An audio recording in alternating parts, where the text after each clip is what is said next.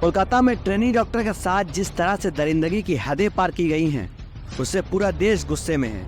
लेकिन डॉक्टर बेटी को इंसाफ कैसे और कब मिलेगा? अब ये सवाल इसलिए भी जरूरी है क्योंकि इस भयानक रेप और हत्याकांड पर अब सियासत ज्यादा हो रही है। द इंडियन एक्सप्रेस में छपी ये रिपोर्ट देखिए, जिसमें क्लियरली लिखा है कि जब से कोलकाता की ये वारदात हुई है, तब से कोलकाता पुलिस ने इस मामले पर सोशल मीडिया पोस्ट लिखने पर एक लड़की को अरेस्ट किया और 280 लोगों को नोटिस भेजा है। इस मामले में पुलिस का कहना है कि इन लोगों ने बिना वेरीफाई किए चीजें लिखी। इस लड़की को अरेस्ट किया गया, इस पर इल्जाम है कि उसने ममता बनर्जी को लेकर गलत बात लिखी थी। अब जरा आप ये बात सोचिए कि इससे बड़ा और मजाक क्या हो सकता है। जो कोलकाता पुलिस आम लोगों को अनवेरीफाइड बातें लिखने के लिए नोटिस भेज रही है, पहले वो ये बताए कि जिस लड़की के साथ रेप हुआ उस वारदात को बिना वेरीफाई किए हुए आत्महत्या किसने बताया ब्रो? हेलो, मतलब जिस लड़की की आंखों से खून निकल रहा था, हड्डियां टूट गई थी, शरीर पर इतने जख्म थे कि आप गिन ना पाते, क्या उसका शरीर देखने पर इन लोगों को ये लगा कि इस लड़की ने ये सारा जख्म खुद को देकर सुसाइड कर लिया? वाह क्या बात है। मतलब शर्म नाम की कोई चीज बची है या फिर उसे भी बंगाल की खाड़ी में बहाया है भैया?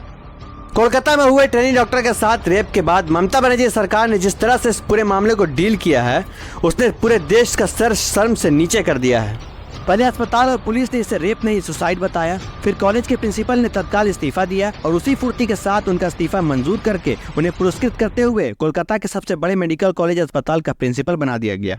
फिर पुलिस की तरफ से क्राइम सीन को प्रोटेक्ट नहीं किया गया। पहले वहाँ कंस्ट्रक्शन वर्क के नाम पर एक दीवार तोड़ दी गई, फिर रात के अंधेरे में पुलिस के रहते सैकड़ों गुंडों ने क्राइम सीन पर तोड़फोड़ करके सबूत मिटा दिए। ममता बनर्जी ने बिना किसी सबूत के तोड़फोड़ करने वालों को राम और वाम वाले गुंडे बना दिए। इस सब से जब पब्लिक का गुस्सा बेकाबू हो गया तो लोगों ने इमोशनल होकर सोशल मीडिया पर इस मुद्दे पर पोस्ट लिख दी, तो कोलकाता की होनहार साइबर पुलिस ने 280 लोगों को नोटिस भेज दिया। मतलब फ्रीडम ऑफ स्पीच नाम की कोई चीज है भी या नहीं भैया?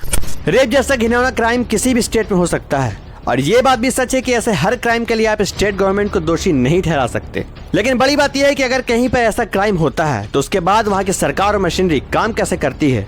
क्या वो इस इंसिडेंट को लेकर शर्मिंदा है? क्या वो इसकी ईमानदारी से जाँच कराना चाहती है?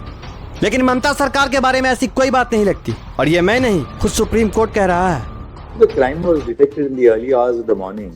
The principal of the hospital tries to pass this off as a suicide. The parents are not allowed to see the body. The parents are not allowed to see the body until the night. No FIR indicating that this is a clear case of a murder has been made out. हैरानी की बात यह है कि ये रवैया एक chief minister का है जो कि खुद एक महिला है। बंगाल की सरकार ने मानवता के सारे तकाजों की धज्जियां उड़ाकर रख दी हैं, लेकिन जो लोग इस पर राजनीति का फुटबॉल खेल रहे हैं उन्हें ये याद रखना चाहिए कि मणिपुर में महिलाओं के कपड़े उतार कर निर्वस्त्र घुमाया गया। इन्हें इससे कोई फर्क नहीं पड़ता कि खुद के राज्य में हाथरस में पेट्रोल छिड़क कर पुलिस ने पीड़िता के शव को जला दिया। हम जानते हैं कि ये लोग खुलकर हरियाणा से लेकर गुजरात तक हथियारों और बलात्कारियों के झंडे लहरा रहे हैं।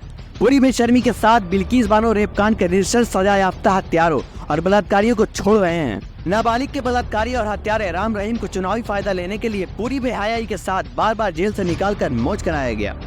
भाजपा की जो ईमानदारी कोलकाता रेप केस को लेकर दिख रही है, ठीक इससे पीछे मणिपुर को लेकर जो ईमानदारी होनी चाहिए वो कहीं नजर नहीं आती है।